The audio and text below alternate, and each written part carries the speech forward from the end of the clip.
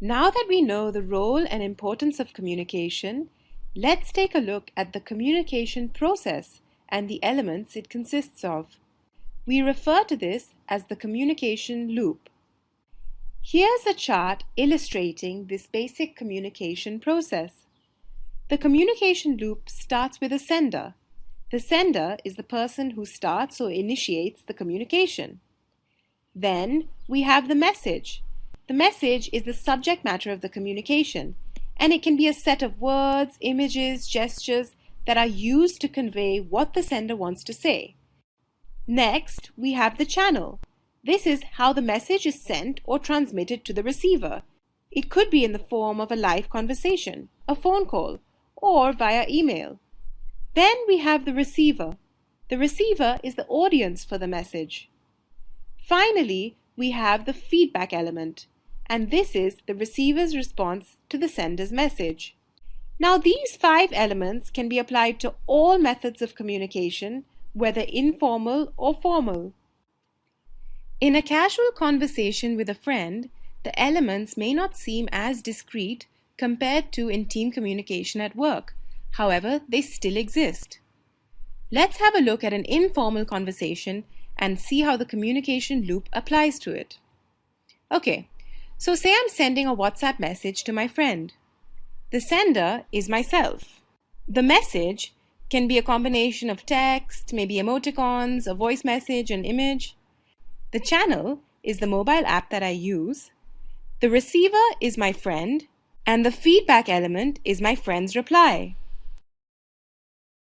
Now, can you think of an example of how the communication loop applies to a formal setting?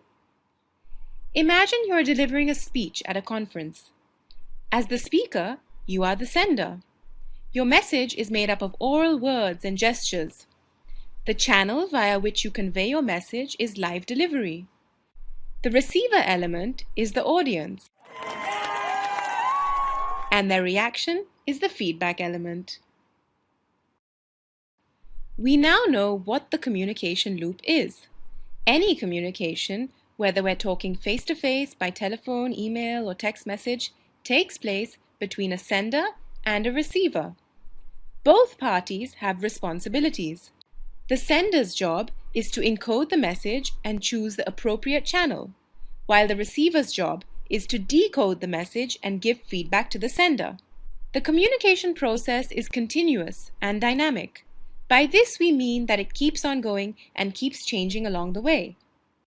Now, the ability to express an idea is as important as the idea itself. We can extend the communication loop into a communication cycle, a step-by-step process that can help us refine the message we are trying to send. Here's an overview of the communication cycle and its 6 steps. We will look at using the communication cycle in detail later on in this training. But this is a reminder of why it's so important to be conscious of how you communicate and where you can improve, keeping the different elements of the communication process in mind. So what have we learned so far? We have learned what the communication process is and that it's continuous and constantly changing. It's made up of different elements that are interrelated and connected with each other. We have also learned that communication is an essential life skill and that effective communication can help us improve and develop personally and professionally.